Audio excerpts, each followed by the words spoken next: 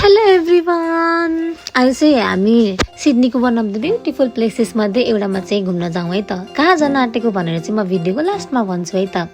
हामीले प्लान चाहिँ बनायौँ, तर प्लानमा चाहिँ वेदर कन्सिडर नगरिकन बनाउनाले चाहिँ हामी जाने दिन चाहिँ यस्तो थियो। वेदर एकदमै ग्लुमी थियो, पानी पर्ला पर्ला भन्ने थियो। वेदर फोरकास्टमा त पानी फर स्योर नै लेखेको थियो होइन। त्यही पनि हामीले छुट्टी चाहिँ किन वेस्ट गर्नु भनेर चाहिँ हामी खानेकुरा बनाएर पकोपतेरो बोकेर चाहिँ हामी लाग्यौँ आफ्नो डेस्टिनेसनतिर। बाटोमा हेर्दाखेरि चाहिँ आकाशमा यस्तो बादल थियो, लाग्छ पानी पर्छ जस्तो भइसकेको थियो।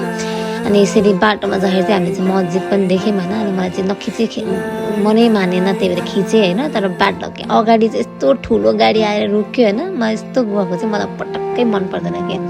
अब साइडमा पनि ठुलो गाडी, अगाडि पनि ठुलो गाडी, which is worst part of travelling. त्यही पनि हामी चाहिँ रमाइलो गर्दै इन्जोय गर्दै दुईवटा भाइहरूलाई चाहिँ पछाडि कुरकुरे खाना फुर्सद छैन, त्यही पनि म पनि पार्दै सेयर गर्दै खाँदै हिँड्ने चाहिँ जुन चाहिँ मलाई मन परेन। मेरो मुख हेर्न कस्तो बिग्रेको छ।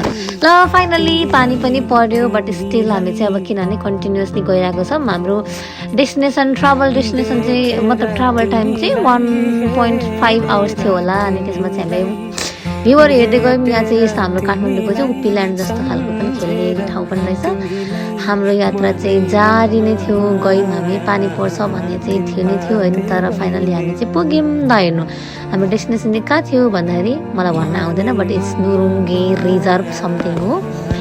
पुग्यौँ हामी चाहिँ क्या एक्साइटेड थियौँ होइन। अनि गयौँ हामी। अनि त्यसपछि चाहिँ पार्किङ चाहिँ हामी छुट्यायौँ कि भन्ने सोचेको थियौँ, तर फर्चुनेटली पार्किङ छुट्याएको रहेछौँ। त्यसपछि हामीले गाडी यहाँनिर पार्क गऱ्यौँ।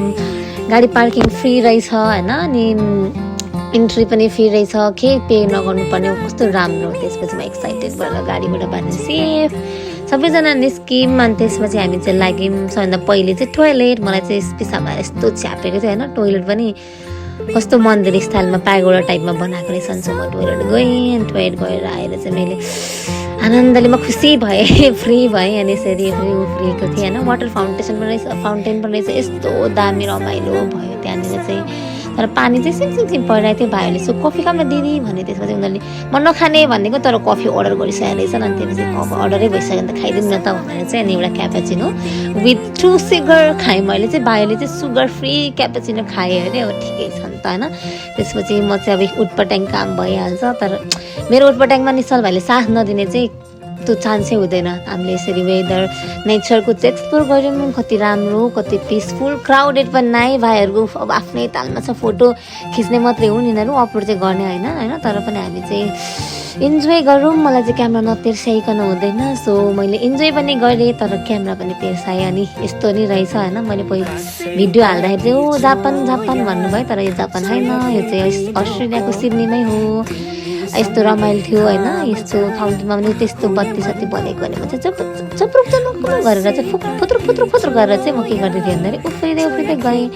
अनि यो भिडियो चाहिँ मलाई निश्चल भाइले खिचिदिएको। अनि यहाँबाट चाहिँ पानी गएर यसरी यहाँ बग्दो रहेछ। अनि चाहिँ खिचिदिउँ न त भनेर मैले खिचिदिएँ। ल हेर्नु कस्तो राम्रो के, ल कस्तो राम्रो होइन।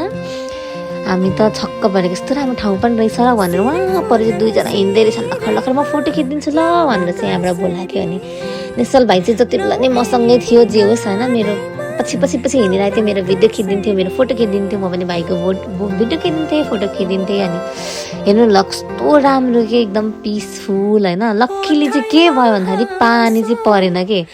मैले भिडियोमा चाहिँ अब टिकटक चाहिँ म्यान्डेटरी हो होइन। टिकटक चाहिँ मैले यसरी बनाएँ, एउटा मात्रै टिकटक होल डेमा मैले बनाएको भनेको एउटा मात्र टिकटक हो, विच इज एकदमै अनरियलिस्टिक। यो हो यहाँ चाहिँ नो वेडिङ गार्डन पनि रहेछ होइन। झपक्क साँझ पऱ्यो, द्याट इज टोइलेट है। हामीले त्यो चाहिँ टोइलेट हो होइन।